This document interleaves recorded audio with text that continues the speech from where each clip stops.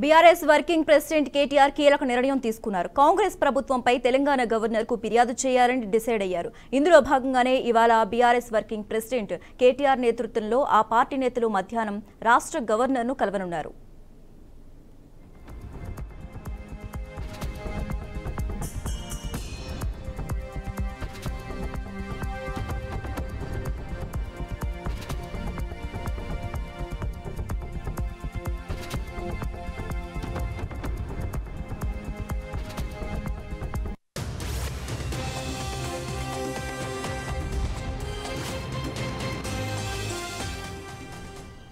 నిరుద్యోగులపై కేసులు, party ఫిరాయింపులు, BRS ఎమ్మెల్యేలకు protocol ఉల్లంఘన వంటి అంశాలపై వారు గవర్నర్కు ఫిర్యాదు చేయనున్నట్లు తెలుస్తోంది.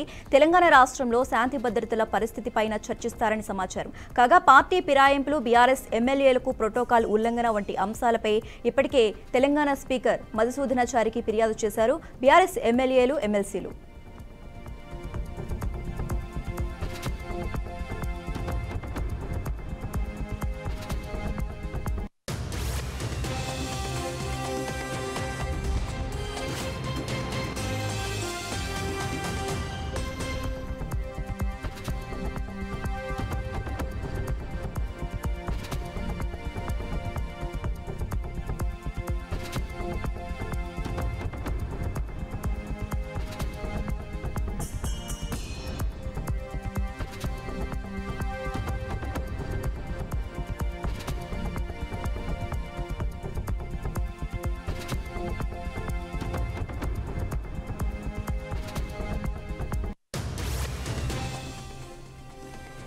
బీఆర్ఎస్ వర్కింగ్ ప్రెసిడెంట్ కేటీఆర్ కీలక నిర్ణయం తీసుకున్నారు. కాంగ్రెస్ ప్రభుత్వంపై తెలంగాణ గవర్నర్ కు ఫిర్యాదు చేయాలని డిసైడ్ అయ్యారు. ఇందులో భాగంగానే ఇవాళ బీఆర్ఎస్ వర్కింగ్ ప్రెసిడెంట్ కేటీఆర్ నేతృత్వంలో ఆ పార్టీ నేతలు మధ్యాహ్నం రాష్ట్ర గవర్నర్ ను కలవనున్నారు. అయితే నిరుద్యోగులపై కేసులు, పార్టీ ఫిరాయింపులు, బీఆర్ఎస్ ఎమ్మెల్యేలకు ప్రోటోకాల్ ఉల్లంఘన వంటి విషయాలపై వారు గవర్నర్ కు ఫిర్యాదు చేయనున్నట్లు తెలుస్తోంది.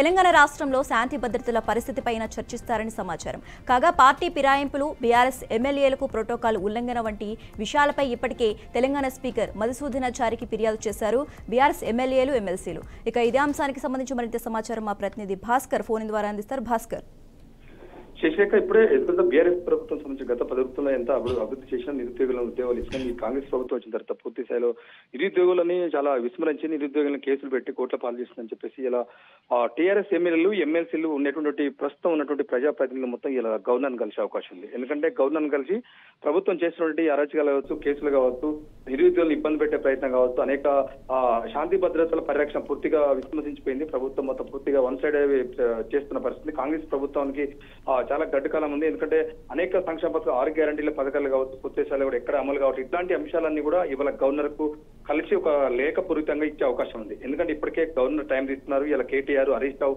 ఇలా టీఆర్ఎస్ ముఖ్య నేతలంతా వీళ్ళ కలిసి ఎమ్మెల్యేలు, ఎమ్మెల్సీలు ప్రస్తుతం ఉన్నటువంటి ప్రజాప్రతినిధులు మొత్తం టోటల్ గా పోయి గవర్నర్ కలిసి జరుగుతున్న రాష్ట్రంలో జరుగుతున్న కాంగ్రెస్ ప్రభుత్వం ఎట్లా చేస్తుంది, కాంగ్రెస్ ప్రభుత్వం ఏ విధంగా పరిపాలన చేస్తుంది, ఇచ్చినటువంటి హామీలు కావచ్చు, వీళ్ళు చేసినటువంటి పరిపాలన కావచ్చు, శాంతి భద్రతల పరిరక్షణ కావచ్చు, నిరుద్యోగుల ఇష్యూ కావచ్చు, ఇలా నిరుద్యోగుల issue group 2 exams post phone చేయడం, ఇలాంటి అంశాలు ఏదైతుందో ఇలాంటి అంశాలు పూర్తి స్థాయిగా కులంకుశంగా గవర్నర్ కి వివరించి లేఖపూరితంగా గవర్నర్ కి ఇచ్చి గవర్నర్ తోటి మాట్లాడే అవకాశం అయితే ఉంది. శశిరేఖ, ఆ నేపథ్యంలో దానికి సంబంధించి పూర్తి స్థాయిలో కసరత్తు చేస్తున్నారు టీఆర్ఎస్ నేతలంతా కూడా. ఎందుకంటే ఇప్పటికే ఆ నేతలతోటి కొంత పాత నేతలు ఇలా కేసీఆర్ తోటి పూర్తి స్థాయిలో చర్చించిన తర్వాత ఇలా అగ్నేతలంతా ఇలా గవర్నర్ కలిసే అవకాశం ఉంది. అయితే ఇప్పటికే గవర్నర్ కు సమాచారం ఇచ్చారు, గవర్నర్ టైం తీసుకున్నారు. వీళ్ళంతా ఇప్పటికే ఏదో గతంలో 10 ఏళ్ల ప్రభుత్వం టీఆర్ఎస్ ప్రభుత్వంలో ఎలాంటి చర్యలు తీసుకుంది, ఎలాంటి పరిపాలన అందించింది, లా అండ్ ఆర్డర్, శాంతి భద్రత ఎలా కంట్రోల్ చేసింది, పూర్తి స్థాయిలో మేము చేసిన పూర్తి స్థాయిలో అట్లా చేయకుండా ఇలా చాలా దాడులు జరుగుతున్నాయి. కాంగ్రెస్ ప్రభుత్వం అధికారంలోకి వచ్చిన అనతి కాలంలోనే, ఏదో 7 నెలల కాలంలో చాలా హత్య రాజకీయాలు జరుగుతున్నాయి, మర్డర్లు చేస్తున్నారు. తప్పకుండా కాంగ్రెస్ ప్రభుత్వం దాన్ని ప్రోత్సహిస్తుంది.